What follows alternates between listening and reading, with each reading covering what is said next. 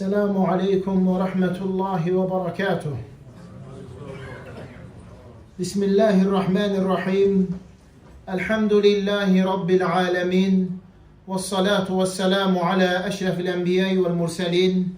Nebiyyina Muhammedin ve ala alihi ve ashabihi ecma'in. Rabbi şrahli sadri ve yessirli emri. Vahlul ugdeten min lisani yefkahu kavli. اللهم علمنا ما ينفعنا وانفعنا بما علمتنا وزدنا علما وأصلح لنا شأننا كله ولا تكلنا إلى أنفسنا طرفة عين. Değerli, kıymetli kardeşler, alemlerin Rabbi olan Allah'a sonsuz hamdü senalar olsun. Onun sonuncu peygamberi Muhammed sallallahu aleyhi ve selleme, onun ailesine, sahabelerine, ehli beytine ve kıyamet gününe dek onlara güzel şekilde tabi olanlara Allah'ın salavatı, salamı, hayır duası, bereket olsun. Hem de olsun uca Allah'a, Allah Teala bizleri güzel, hayırlı meclis olan ilim meclislerinde cem edip toplayıp, hakikaten de ilim öğrenmek, ilim meclislerinde iştirak etmek, Allah yanında en kıymetli, en değerli, savabı, mükafatı, faydası en bol olan emellerden biridir. Allah Resulü Muhammed sallallahu aleyhi ve sellem ilim meclisleri hakkında söyleyir. İlim meclisleri bu dünyadaki cennet bahçelarıdır. Eğer cennet bahçelarının yanından geçseniz, oradan özünüze faydalar götürün. Allah Resulü Muhammed sallallahu aleyhi ve sellem ilim meclisleri hakkında söyleyir. Allah Teala ilim meclislerinde oturup iştirak edən şəxsləri bağışlayıp affedir. Mələkləri şahid gətirərək, mən onları bağışladım, onları affettim. Mələklərdən biri sual edir, ya Rabbi, orada bir nəfər var, ilim öyrənməkdən başqa bir qəsd, niyyət üçün gəlir. Ya kimisə gözləyir, ya yoldan keçirdi, geldi. Başka bir qəsd, başka bir niyyət.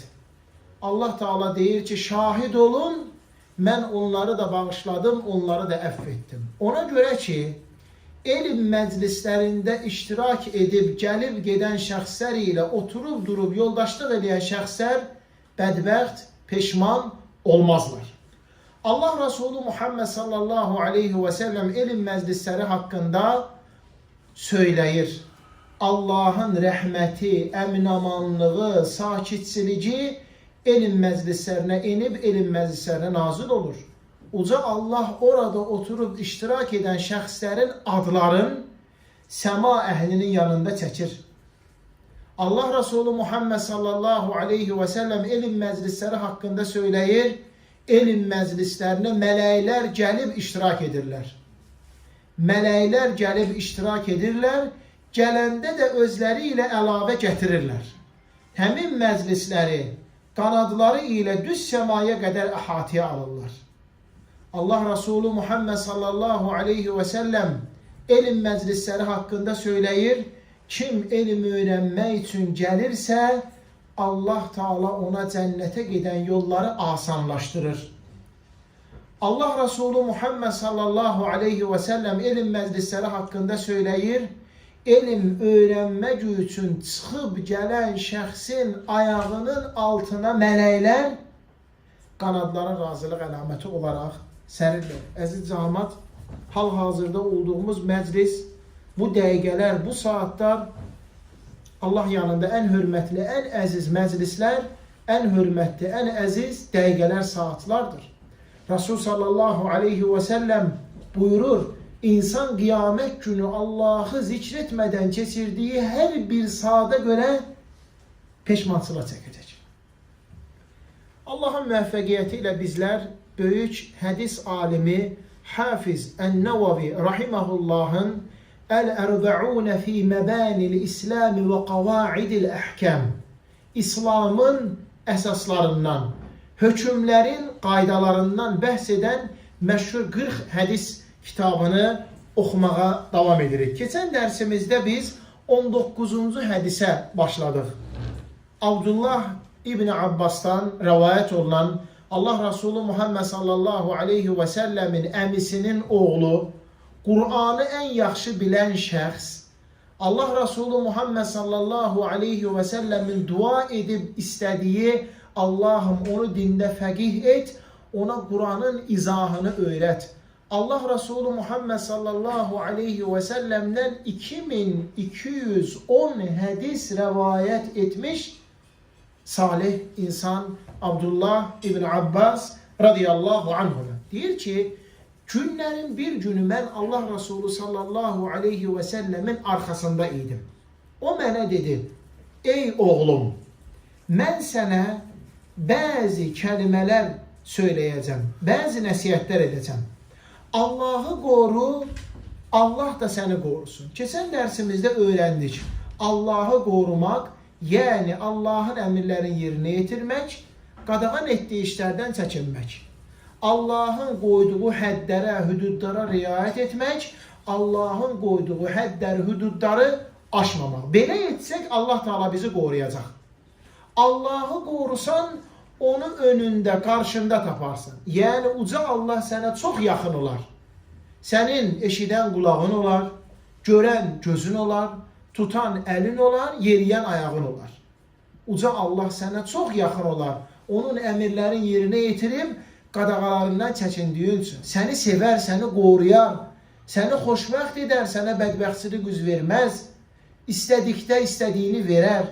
Sığınacaq istədikdə səni sığınacağına alar. Bunların biz şərhini, izahını keçən dərsimizdə öyrəndik. Bugün isə biz Resul sallallahu aleyhi ve sellemin Abdullah İbni Abbas'a eləcə də bizlərə olan nəsiyyətinə davam edirik.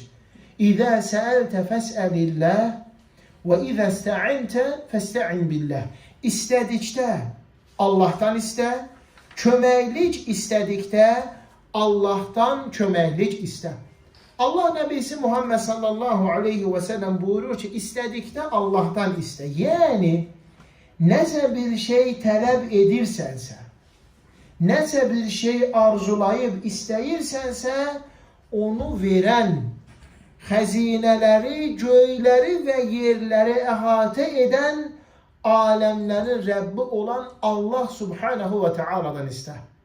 Allah Subhanahu ve Taala'nın güzel adlarından biri de El-Mennan, yani istenileni veren, tələb olunanı veren. Allah Subhanahu ve Taala'nın əzəmətli sifətlərindən biri İndehu hazainus semavati vel ard. Semaların ve yerlerin xəzinəsi onun yanındadır. Allah Taala'dan istemek. İnsanlardan ise istememek. Hatta güzel bir hadis var. Allah Resulü Muhammed sallallahu aleyhi ve sellem buyurur ki, Allah Teala ondan istenildiği zaman bəndəsini sevir. Ona istediğini vermeyle yanaşı o bəndəni sevir. Allah Teala ondan istenilməyib, ondan qeyrisindən istenilib tələb olunan zaman isə qəzəblənir. Qəzəbi tutur. Güzel bir beyt var. Buyurur ki, La təsələnə buneyyə Ədəmə həcətən və səlilləzi əbvabuhu la tuhcabu. Adem övladından heç nə istəmə. İstə, qapıları heç vaxt bağlanmayandan. Allahu yağdabu in tarakta sualəhu və buneyyu Ədəmə hinə yusəlu yağdabu. Allah ondan istenilmə tərk olunan zaman qəzəblənir. İnsan isə ondan istenilen zaman qəzəblənir. Güzel, elhamdülillah bizim üçün izahdır. Alemlerin Rabbi olan uca Allah'tan isteyip ona dua etmek. İnsanı Allah yanında en hürmetli eden emellerden sayılır. Kul ma ya'ba'u bikum Rabbi lawla duaukum. Allah'tan isteyip ona dua etmeyiniz olmasaydı Rabbiniz yanında ne hürmetiniz olardı? Bizi Allah yanında en çok hürmetli eden, Allah yanında sevimli eden, əziz edən, aləmlərin Rəbbi olan uca Allah'a əlimizi açıb ondan istəməyimizdir. Rasul sallallahu aleyhi ve sellem buyurur ki, Allah Teala ondan istənilən zaman ona qalxan əlləri boş çevirməyə utanıb həya edir. El-mütekebbir olan Allah, her şeye qadir olan Allah, göylərin və yerin xəzinələri onun yanında olan Allah, bəndə əlin qaldırıb Allah'tan istəyən zaman onun əlin boş çevirməyə həya edir. Qiymətli qardaşlarım, Rasul sallallahu aleyhi ve sellem buyurur ki, Allah yanında duadan hörmətli heç nə yoxdur. Bu dua hele dinin, ibadetin özüdür. Ed-dua'u huvel-ibadə. Dua hele özü ibadettir. Bəzən insanlar soruşur, ibadet ne deməkdir? İbadet, yani elini açıb Allah'a dua etmək deməkdir. İbadet, gündə 5 vaxt namaz qılmaq deməkdir. İbadet, Ramazan ayında oruç tutmaq deməkdir. İbadet, 1-4 oruçları, 13-14-15 oruçları, Şaban ayı oruçları, Şevval ayı oruçlarını tutmaq deməkdir. İbadet, sədəqə vermək deməkdir, zəkat vermək deməkdir. İbadet, həcc etmək, ümrə etmək deməkdir. İbadet, ata-ananın sözünə baxmaq deməkdir. İbadet, qohum qonşu ilə mehriban olmaq deməkdir. İbadet, qardaşları Allah üçün sevmək, onlarla mehriban olmaq, onlarla salamlaşmaq, onlarla gülərüz olmaq, onların ardınca, arxasınca heç bir şey onların əleyhində danışmamaq. İbadet insanlara əziyyət verən bir şey götürüb yoldan kənara qoymaq. İbadet Allah'ı çoxlu zikr etmək. La ilahe illallah, Subhanallah, elhamdülillah, Allahu ekber, la havle ve la kuvvete illa billah, sallallahu aleyhi ve sellem, Allahümme salli ve sellim ala nebiyyina Muhammed, la ilahe illa ente subhaneke inni kuntu minez zalimin, raditu billahi rabben ve bil islami dinen ve bi Muhammedin sallallahu aleyhi ve selleme nebiyyen, hasbiyallahu ve ni'mel vekil, subhanallahi ve bihamdih, subhanallahil azim, subhanallahi ve bihamdih, adede halqihi ve rida nefsihi ve zinete arşihi ve midade kelimatihi demek. Hamısı ibadettir. İbadet, paltarı giyinende elhamdülillahillezî kesâni hâze thawbe ve razaqanihi min gayri havlin minni ve la kuvvetin demek. İbadet, paltarı soyunanda Bismillah demektir. İbadet, eve dahil olanda Bismillah, Esselamu Aleyküm'den dahil olmak demektir. İbadet, evden çıkanda Bismillah, Tevekkeltu alallah ve la havle ve la kuvvete illa billah demek demektir. İbadet, evden çıkan zaman Allahümme inni e'udhu bike en adille ev udalle ev echele ev yüchele ev azlime ev uzleme demek. İbadet hamısı budur kıymetli kardeşler. İbadet dəstəmazlı olmaq. İbadet heyvanlarla, bitkilerle güzel rəftar etmek. Allah yanında insanı en çok hürmetli eden ibadetler. Allah'a dua edip Allah'tan istemek. Buyurur ki müellif, dua için övdür. Dua için övdür. Bir, duaul mesele, istek duası, duaul ibade, ibadet duası. İstek duası, yani alemlerin Rabbi olan uca Allah'a elini açıp Allah'tan nəsə istemek. Allah'ım mənə ruzu ver, Allah'ım mənə şəfa ver, Allah'ım mənə köməkli get, Allah'ım mənim sıxıntılarımı apar, ehtiyaclarımı qarşıla, borclarımı ödə və s. İbadet duası ise namaz qılmaq, oruç tutmaq, zəkat vermək, həcc etmək, Allah'a zikr etmək, xeyirli yaxşı işlər görmək. Buyurur ki müellif, Allah'tan qeyrisindən istemək, Allah yanında en büyük günah olan şirktir. O şeye ki yalnız alemlerin Rabbi olan Allah qadirdir.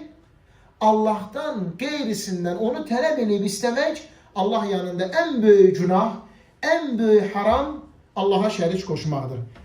İnşallah az sonra ona təfsilat toxunacağıq, lakin sırayla gedək. Müellif buyurur, وَسُؤَالُ غَيْرِ اللّٰهِ عَلَى نَوْعَيْنِ Allah'tan qeyrisindən istemək iki növdür. Bir, sualun fîmâ lâ yaqdiru aleyhi illallahu azze ve celle. O şeye ki yalnız Allah subhanahu ve teala kadirdir, onu yerine getirmeye o sıxıntının aradan qalxmasına, o istəniləni, tələb olunanı verməyə, onu Allahdan qeyrisindən istəmək haramdır, olmaz. Ən böyük günah olan böyük şirkdir. Məsələn, insanın ölülərdən istəməsi, onları yardıma çağırması, ölülərdən sığınacaq istəmək, ehtiyaclarını tələb etmək. Gəlir qəbrin yanına deyir ki, ey filan kəs, mənə köməklik et. Yaxud öz evindən, ey filan kəs, ey filan baba, ey filan şeyx, ey filan Allah dostu, ey filan imam, ey xanım kim, mənə köməklik et, mənim xəstəliyimə şəfa ver, qızım ərə geçsin, şahımın balası olsun və s. Bunlar hamısı aləmlərin Rəbbi olan Allahın qadir olacağı işlərdir. Bunu Allahdan qeyrisindən istəmək haramdır, ən böyük qadağadır, böyük şirkdir. İkinci isə sualun nasi fima yaqdirun alayhi. İnsanların gücü çatıb qadir olacağı şeyləri onlardan istəmək. Hədə caizun. Bu icazəlidir. Fəyecuzu ləkə ən təsələ idə ihtəcdə. Əgər ehtiyacın varsa insanlardan nə isə istəyə bilərsən. Lakinnəl əvlə bil-abdi ən yətəaffəfə an sualin nasi. Lakin ən üstünü, ən fəzilətli olanı insanın başqalardan istəyib onlardan nə isə umması, çəkinmək, uzaq durmaq. Li'ənnə fis-suali məzillətən və nəqsən fit-təvhid. Çünki başqalarından istəyəndə insanda zərillik əmələ gəlir, zəiflik əmələ gəlir, ona ehtiyac duymaq əmələ gəlir. Təvhidi naqisləşdirir. Təvhidi naqisləşdirir. Fəsəlullahəl cəllə və alə əl-ğaniyyü əl-kərim.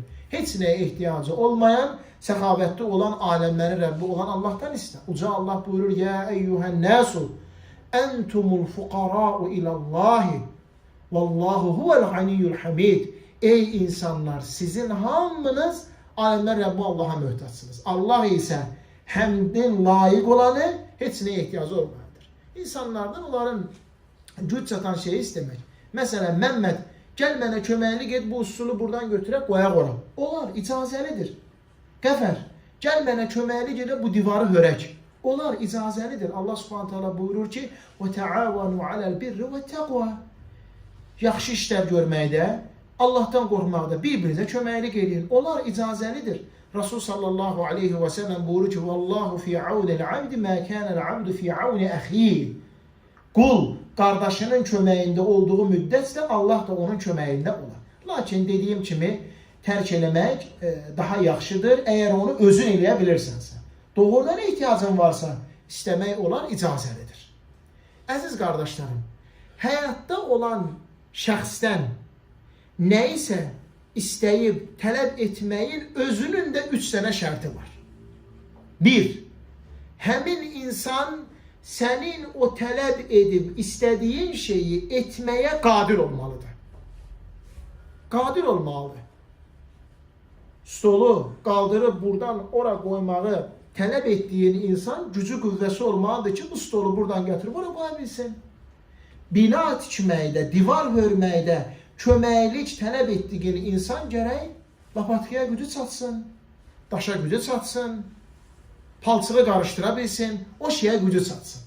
Amma bir insanın gücü çatmayan şeyi ondan tələb edib istəmək, onu masxaraya qoymaqdır. Zəif adama deyirsən ki, gəl Məmməd köməklik elə, bunu götürək qoyaq oradan ora. Bu divarı hörək, bu binanı inşa edək. Bu da nədir? Masxaraya qoymaqdır. Lağlağa etmək dinimizdə bu da icazəlidir. Demək, birinci, sənin tələb edib istədiyin şeyi etməyə onda güc qüvvə olmaq. İkinci, həmin insan yanında olmalıdır. Yanında hazır olmalıdır. Yanında olmayan bir insanlar rayonda baxmayaraq ki, o işi eləməyə qadirdir. Baxmayaraq ki, o insan həyatdadır. Deyirəm ki, Məmməd, ay Məmməd, gəl mənə köməklik elə bu şeyi eləyək. Haramdır, qardaşlarım, belə şey eləmək olmaz. Üçüncü isə, həmin insan həyatda olmalıdır, diri olmalıdır. Bu 3 şərt mütləq olmalıdır. Hamısına Quran və sünnədən Dəlillər var. Məsələn, Yusuf surəsində o vaxt ki, Yaqub əleyhissalamın övladlarına bəlli olur ki, vaxtilə zindana atıb ölümə tərk etdikləri qardaşları Yusuf sağdır, Misrin əzizidir. Xəzinələr onun əlindədir. Bilirsiniz, məşhur hadisə. Onlar bunu biləndən sonra Yusifdən üzrxahlıq eləyib halallıq istəyirlər. Bizi bağışla, bizi əff et. Yusif də onları bağışlayır, üzrlərini qəbul edir. Başa salır ki, gedin, götürün ailənizi, uşaqlarınızı, atamı, anamı, gəlin Misirdə əmin-amanlıq içərisində yaşayaq. Onlar, diqqət edin qardaşlar, Misirdən çıxırlar, gəlirlər Yaqub əleyhissalam yaşayan diyara məmləkətə. Çatandan sonra deyirlər ki, ata, biz səni vaxtı ikən yalancı köynəyin üstündə qan olmaqla allatdıq, bu bir. Ata, Yusifi canavar yeməmişdi. Onu biz atdıq quyuya ki, ya orada ölsün, ya da kimsə gətirib o aparsın. Ata, bizim üçün Allah'tan bağışlanma istə. Baxın, əziz qardaşlarım, əgər uzaqdan istəmək icazəli olsaydı, elə Misirdən deyərlərdi, ata bizi bağışla, elə deyir, daha ora qəbiləyin yanına niyə gəlirlər ki? Aydındır qardaşlarım, demək gəlməlisən.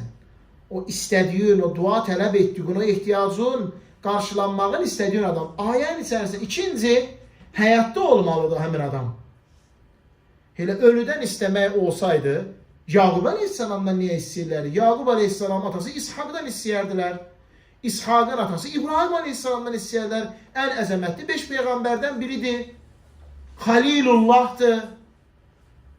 Əbul Ənbiya idi, peyğəmbərlər atasıydı. Lakin ölüdən istəmək olmaz. Həyatda yanında olan üçüncü də o şeyə o qadirdir. O şeyə o eləyə bilər. Hər üçü də bax bu ayənin içərisində var. Nə deyir? Balalarım. Demək bu əməlin biz düzlüyün hardan bilirik? Ata bizim üçün Allah'tan bağışlanma isə biz səhv iş görmüşük. Əməlin düzlüyün hardan bilirik? Yaqub əleyhissalam deyir ki, Səvfə əstəğfiru ləkum. Sizin üçün mən Allah'tan bağışlanma istəyir. Demək bu düzdür ki, Allah'ın peyğəmbəri onları təsdiqləyir və deyir ki, mən sizin üçün Allah'tan bağışlanma istəyəcəm. Aydındır qiymətli qardaşlarım, bəzi firqələr onu qəbul eləməsələrdir, lakin Quranda və sünnədə bu var. Başqa bir ayə. Onlar sənin yanına gəlib, səndən bağışlanma istəsələr, sən də Allah'tan bağışlanma istəsən, Allah'ın bağışlayan, rəhimli olduğunu görərsən. Sənin yanına gəlib, səndən bağışlanma istəsələr, sən də Allah'tan istəsən, Allah bağışlayıb əfv edər. Hamısı açıqdır. Quran, sünnə. Açıqdır hamısı. Uveysel Qarani rahimehullah muhadramlardandır. Rasul sallallahu aleyhi ve sellemin dövründə yaşayıb, amma onu görə bilməyib. Rasul sallallahu aleyhi ve sellemin dövründə yaşayıb, onu görüb, mömin kimi ölən kimdir? Sahabə.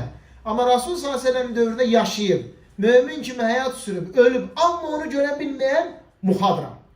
Rasul sallallahu aleyhi ve sellem deyir ki, Uveys el-Qaranini gedib taparsınız, axtarıb taparsınız, ona deyersiniz ki, mənim ümmətim üçün dua eləsin. Söz qardaşlarım, axtarın, tapın, deyin, o da dua eləsin. Ömer İbn-i Xattab radiyallahu anhu gəlir, deyir, ya Resulallah. Gəlir, deyir, ya Resulallah. Ümrə eləmək üçün mənə icazə ver. Rasul sallallahu aleyhi ve sellem deyir ki, qardaşım, ümrə eləyəndə məni dualarında yadından çıxartma. Söz, qardaşlar, hamısı var, sünnət dolu da Allah'a həmd olsun dəlillərlə. Ömer İbn-i Xattab radiyallahu anhunun xilafəti zamanı möhkəm qıtlıq olur. Yağış yağmır, torpaq çat-çat, həlak olur hər şey. Ömer İbn-i Xattab deyir ki, ey cahamat, biz Rasul sallallahu aleyhi ve sellem həyatdayken onun zamanında o Allah'a dua eləyirdi, Allah da yağış yağdırırdı. İndi ey Allah Resulünün əmisi Abbas. Dur, Allaha dua elə, Allah bizə yağış yağdırsın. O da durur, Allaha dua eləyir, Allah da yağış yağdırır. Əziz qardaşlarım, əgər ölüdən tələb eləmək icazəli olsaydı, elə Abbasa nöş deyir ki, orada Peyğəmbər s.ə.v-in qəbridir. Ey Muhammed, sağlığında yağmışdı, indi dua elə, indi də yağsın. Demək, bu şey icazəli deyil. Həyatda olandan, onu etməyə qadir olandan, sənin yanında olandan bunu tələb eləməlisən. Ömər bu işi eləyəndə, həmin məclisdə kim vardı? Bütün səhabələr. Əli, Həsən, Hüseyin, hamısı oradaydı. Bir dənəsi durub demədi ki, ya əmirəl müminin, cəddim qala-qala, nöş Abbasdan istəyirsən? Ya əmirəl müminin, babam qala-qala, nöş Abbasdan istəyirsən? Əksinə, Abbas dua elədi, həmin o nəvələr, əhl-i beyt dedi ki, amin. Aydındır, qiymətli qardaşlarım, yəni zərrə fəhm eləyən insana Quranda və sünnədə dəlillər olur da çoxdur. Mövzumuzdan çox qırağa çıxmayaq. Demək, həyatda olan şəxsdən istədiyin şeyi verməyə qadir olan, diri olan, yanında olan şəxsdən onun gücü satan şeyləri ondan istəyə bilərsən. Az əvvəl qeyd etdiyim kimi bunlar olar.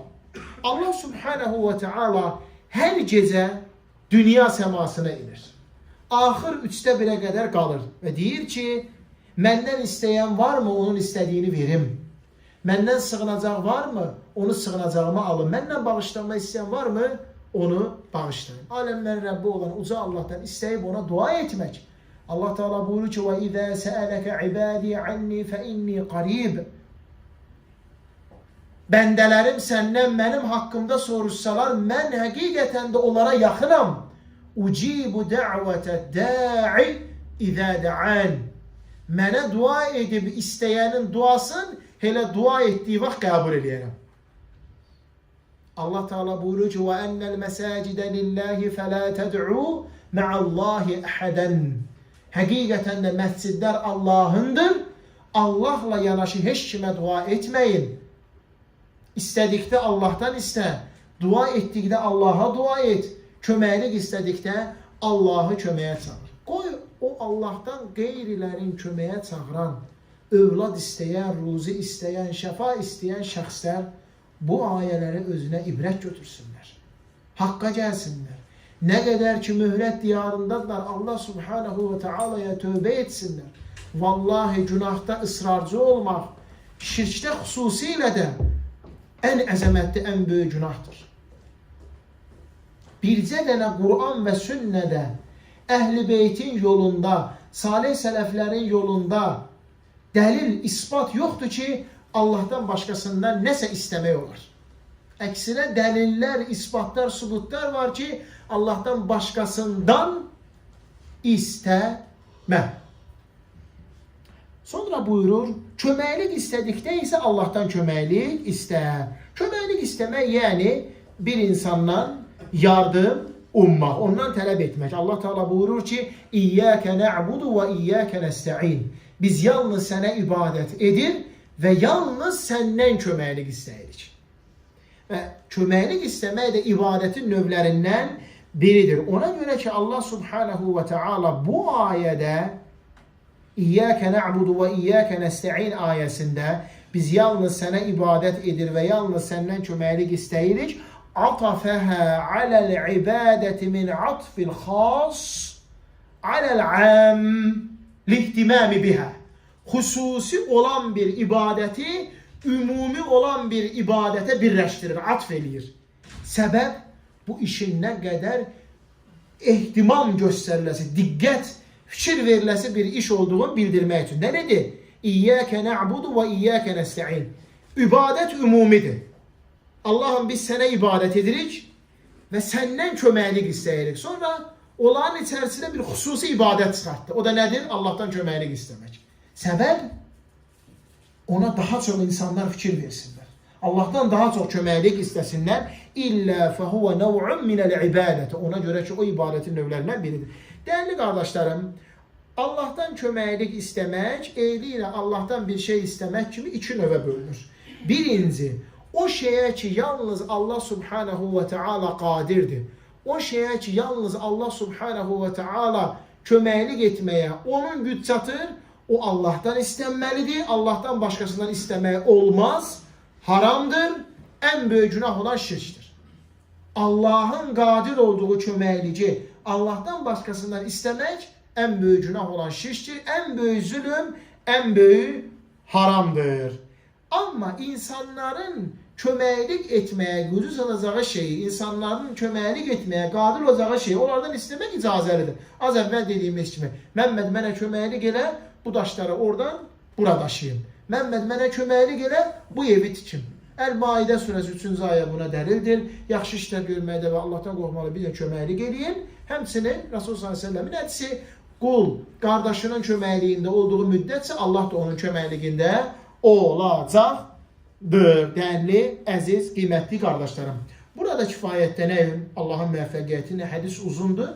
Əlhəmdülillah bunu neçə dərsə tamamlayıb bitirəcəyik. İndi isə əziz qardaşlarım, sizə tövhid və şirk haqqında danışmaq istəyirəm. Qısa tərifi və növləri.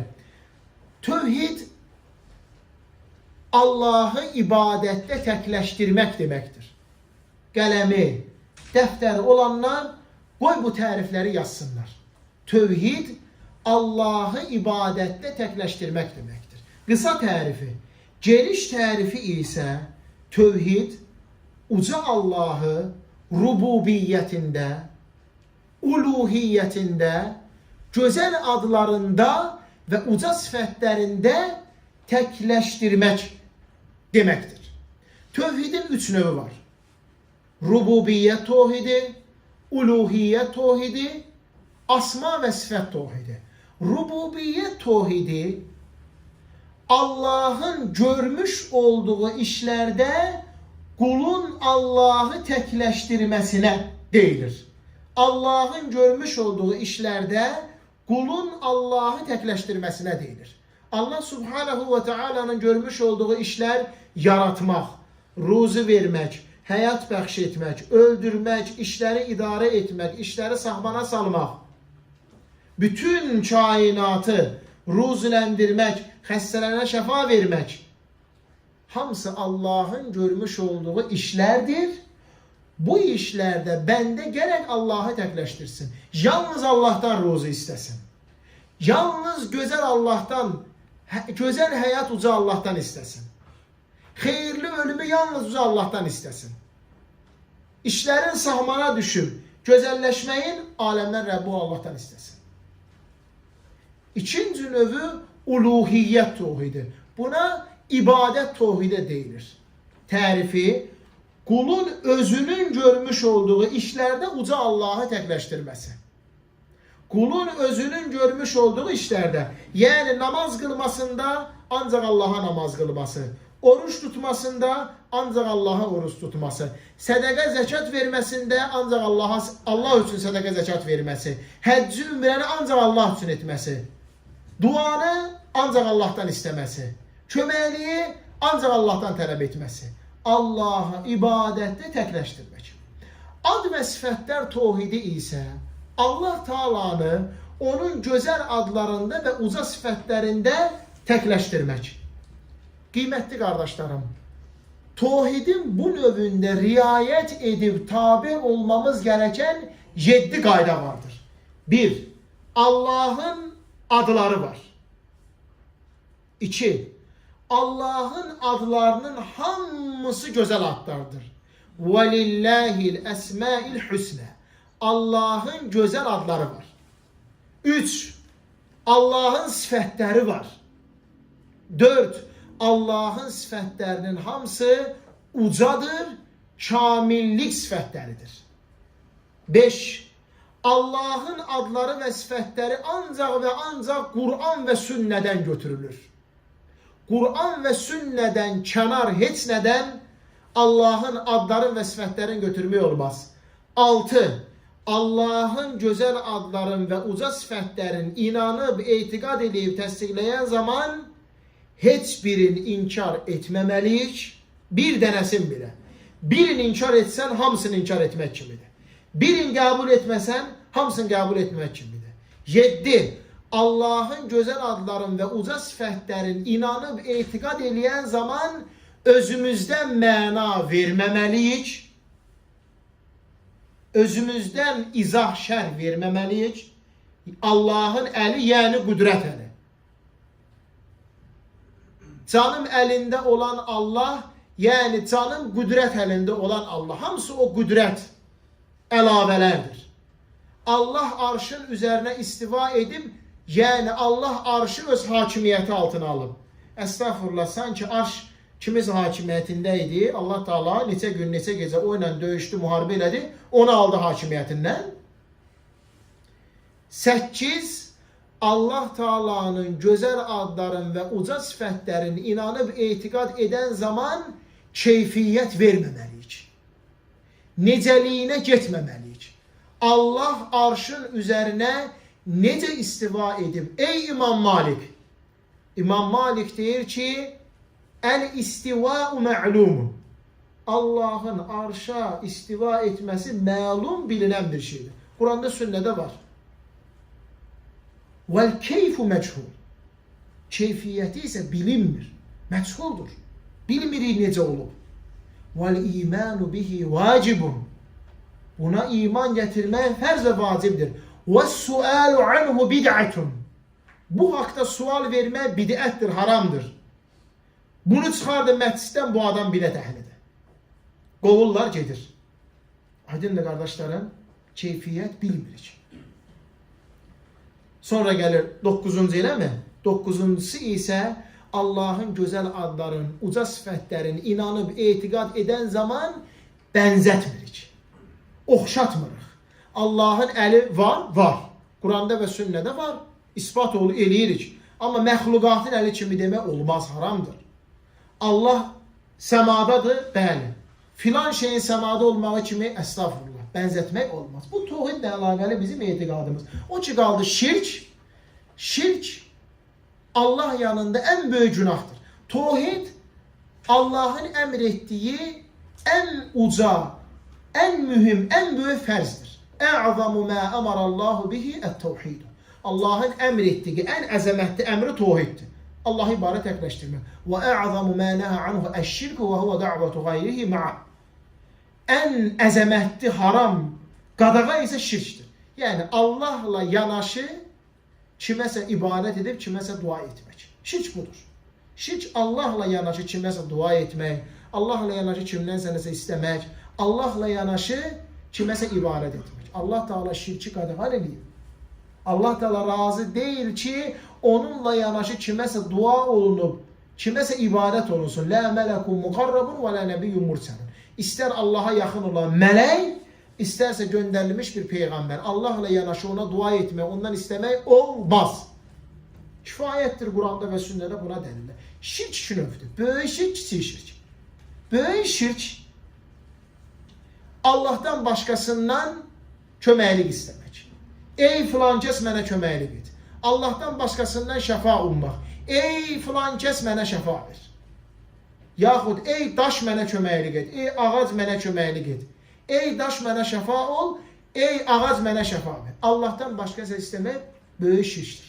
Kiçik şirk isə Kur'an'da və sünnədə adına şirk gələn əməllər.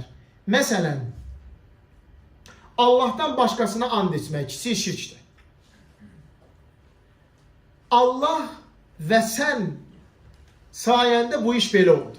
Kiçik şirkdir.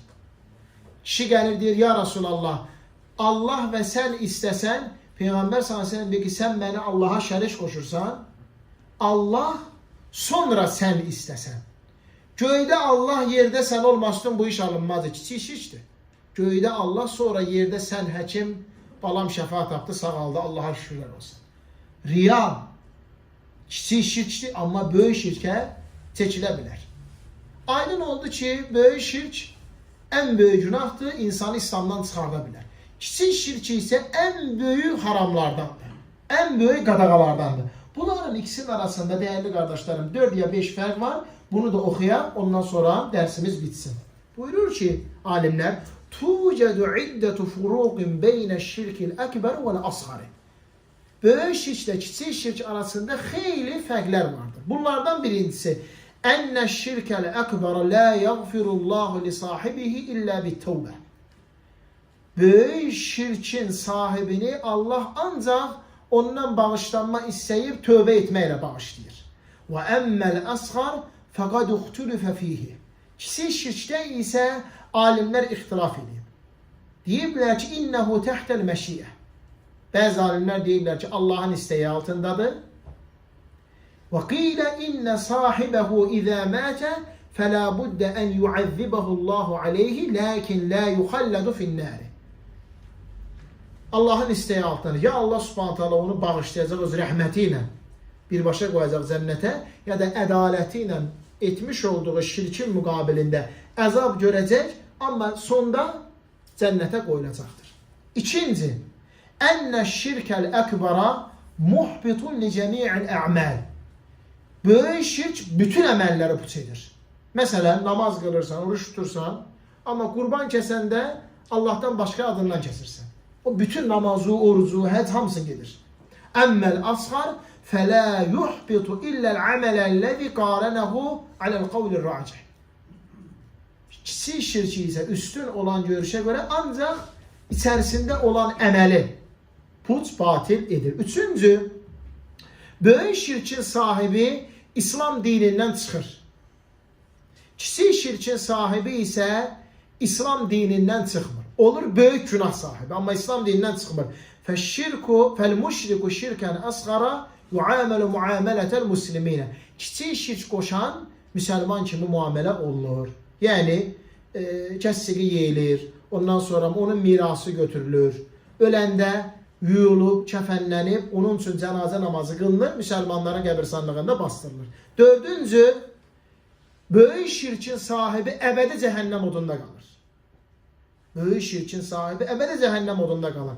Kiçik şirkin sahibi isə az əvvəl dediyimiz kimi Allahın istəyi altındadır. Ola bilsin Allah subhanət hala onu etmiş olduğu əməlin müqabilində müəyyən qədər əzab verər, sonra cənnətə qoyar. Ola bilsin öz rəhməti ilə muamil eləyər, birbaşa cənnətə qoyar. Böyük şirk sahibinin malı, qanı, canı halaldır, qiymətli qardaşlar. Amma kiçik şirk sahibi isə malı, canı halal deyir. Ona görə ki, hələ də o İslamdadır. Amma kiçik şirki onu imanda naqis və nöqsanlı edir. Dəyərli qardaşlarım, burada bir şey qeyd edeyim. Böyük şirk qoşan insanın bu deyilən şərtlər ona dərhal tətbiq olunmur.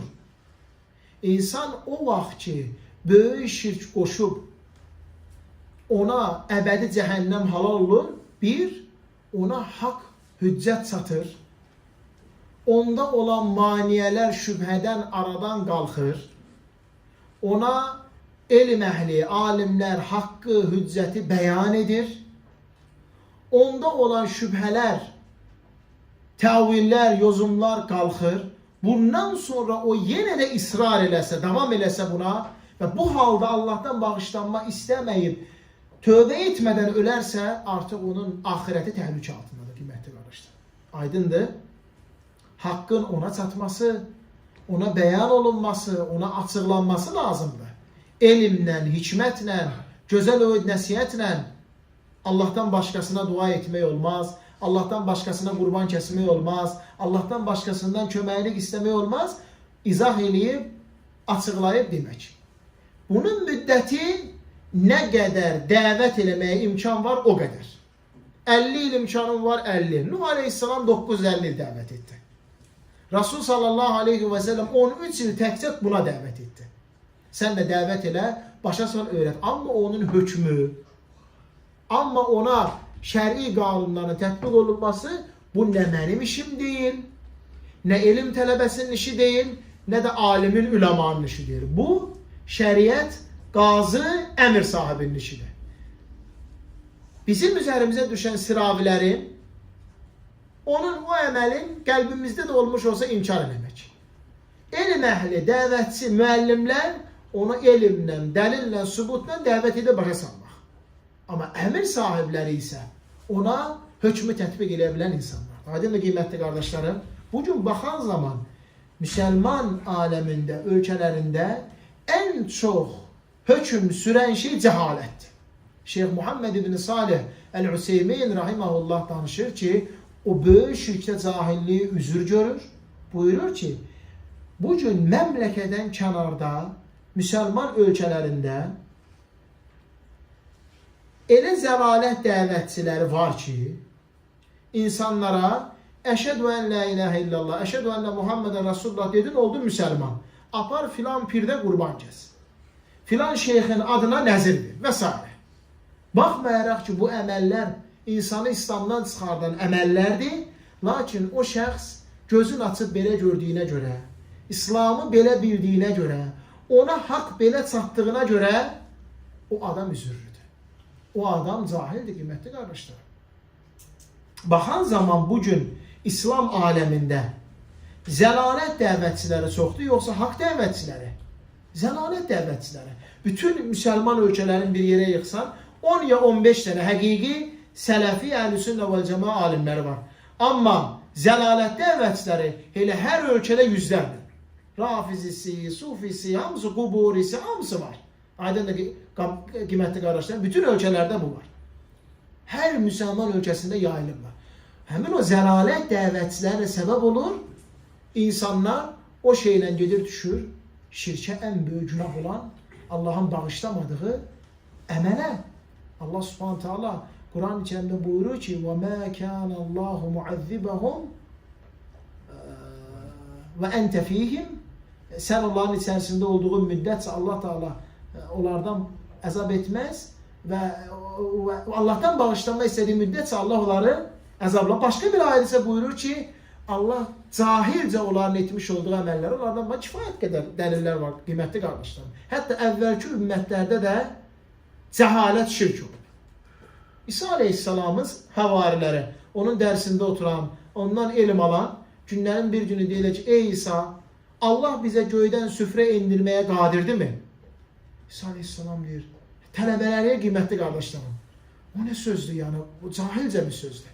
Allah subhanahu teala dua edir, Allah Teala onlara süfrə nazil edilir. Musa Aleyhisselam'ın ətrafındakılar həmçinin. Sahabələr hətta Peyğəmbər s.ə.və yəni gəlib səcdə edir Muaz. Resul s.ə.v onu başa salır, öyrədir, belə şey eləmək olmaz ey Muaz. Aydındır qiymətli qardaşlarım, yəni öyrətmək, başa salmaq, izah edib, haqqı çatdırmaq. Bugün, dəyərli qardaşlarım, baxan zaman alimlərin də üzərində dayandığı məsəl Şeyx Muhammed ibn Abdülvahhab hamısı. Mən deyir, bədəvinin gedib qəbrindən köməklik istəyən, ey bədəvi mənə övlad ver, ey Hüseyin mənə nə ver? Onu cahilliyinə görə əsla və əsla təkfir etmərəm. Ona haqq çatmalıdır, öyrədilməlidir, ona bəyan olunmalıdır, izah olunmalıdır. Allah Teala bizləri eşitib faydalanan qullarından etsin. Mövzu geniş mövzudur. Sonda bunu ona görə qeyd etmək istedim. Yəni orada tətbiq olunan hökmlər bilə-bilə haqq ona çatdıqdan sonra, aradakı bütün maniyələr ortadan qalxdıqdan, şərtlər ortadan qalxdıqdan sonra yenə də israr eləyən şəxsə aiddir.